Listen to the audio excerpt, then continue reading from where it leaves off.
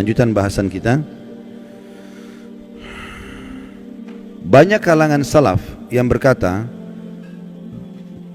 setelah mereka meninggal, orang-orang pun sering mendatangi kuburan mereka, lalu membuat patung-patung mereka. Kemudian setelah masa demi masa berlalu, akhirnya disembahlah patung-patung tersebut. Ini maksudnya penjabaran daripada tafsir tadi Al-Quran itu, ayat sebelumnya yang sudah kita baca. Tadi kita sedang membahas tafsir surah Nuh ayat 23 ya. Jadi awal-awalnya dibuat patung-patung, sampai akhirnya di kuburannya mulai dibuat patungnya, dengan alasan syaitan bisikan supaya tidak lupa mukanya ya. Lalu kemudian mulailah berjalan waktu, lama-lama orang jadi sembah ya. Sembah itu berarti, sembah artinya kalau kita bilang iyyaka na'budu, hanya kepadamu kami menyembah. Sembah itu tunduk, patuh, cinta ya. Itu semua makna-makna sembah. Jadi akhirnya berlebihan pada benda-benda mati seperti ini. Diriwayatkan dari Umar radhiyallahu anhu bahwasanya Rasulullah sallallahu alaihi wasallam bersabda dalam hadis Bukhari Muslim, "La tatruni kama atratin nasara ibn Maryam, innama ana abdun faqulu abdullahi wa rasuluh." Jangan pernah kalian berlebihan dalam memujiku sebagaimana orang-orang Nasrani telah berlebihan memuji Isa putra Maryam. Aku hanyalah seorang hamba, maka katakanlah hamba Allah dan Rasulnya ya.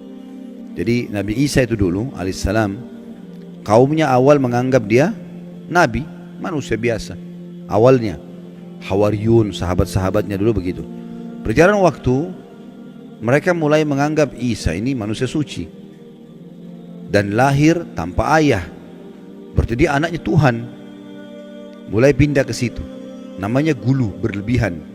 Akhirnya memposisikan Nabi Isa alaihissalam bukan lagi pada posisinya sebagai utusan Allah saja, tapi sudah luar biasa, sampai pada tingkat yang menganggap Isa dan ibunya Maryam alaihissalam adalah Tuhan. Awalnya tidak, tapi lama-lama ke situ. Awalnya cuma oh ini orang soleh, ini nabi. Oh, akhirnya mulailah diinterpretasikan, dijabar-jabarkan. Nah ini kayaknya dia lahir tanpa ayah, berarti anaknya Tuhan nih.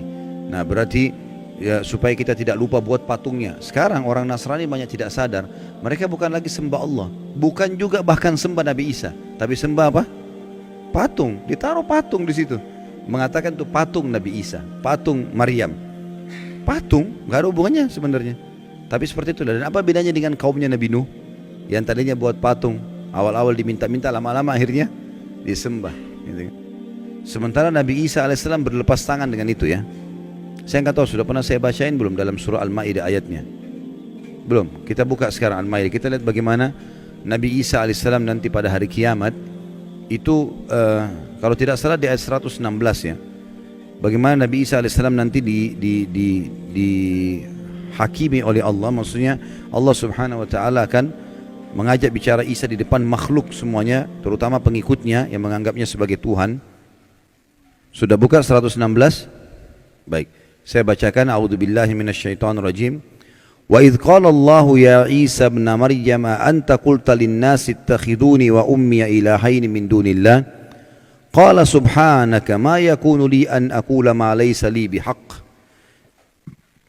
In kuntu qultuhu faqad alimta ta'lamu ma fi nafsi wa la a'lamu ma fi nafsik innaka anta 'allamul ghuyub.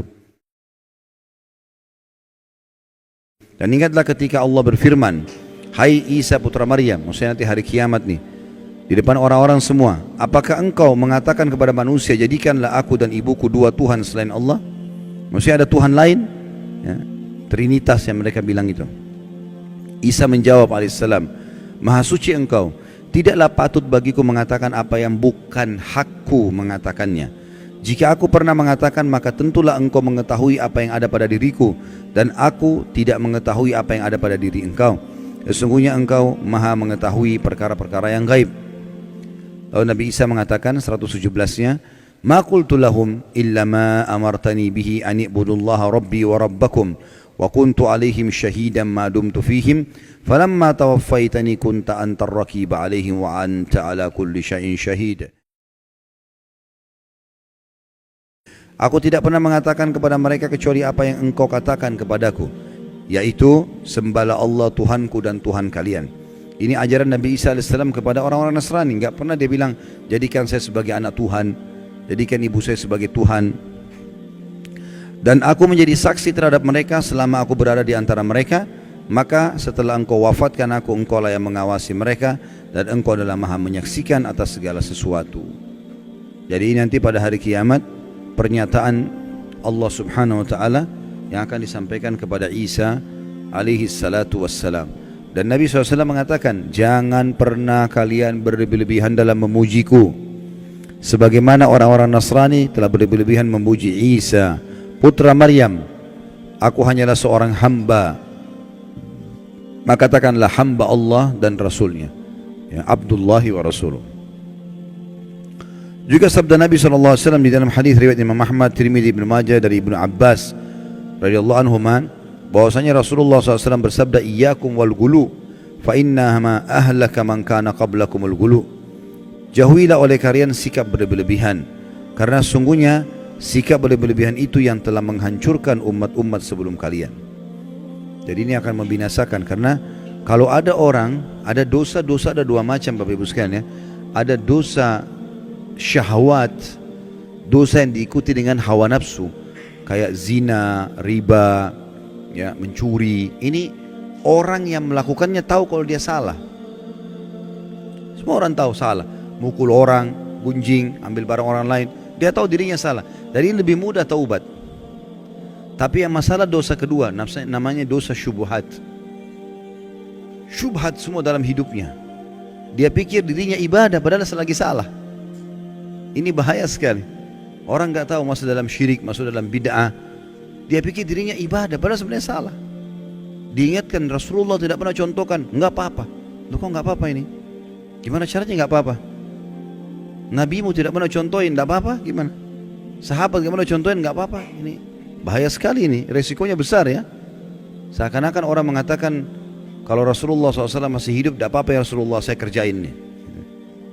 Walaupun anda belum ajarkan. Kira-kira kalau dia bilang begitu depan Nabi, diapain sama Nabi itu? Pasti dia dihardikin, tidak boleh. Gimana caranya? Ya. Para sahabat saja tidak ada yang berani itu. Ada yang pernah bilang, kan ada beberapa sahabat yang melakukan perbuatan Nabi nggak pernah contohkan. Jangan lupa loh, waktu itu wahyu masih turun. Dan ada dalam sunnah-sunnah Nabi ada namanya kauliyah, perkataan, ada fi'liyah, ada perbuatan, ada takririyah, persetujuan Nabi. Kalau sesuai dengan wahyu, Nabi enggak tegur, Nabi biarin aja. Kalau dilarang, Nabi larang. Karena wahyu lagi proses turun. Kalau sekarang Nabi SAW sudah meninggal, agama Islam sudah sempurna, gitu kan?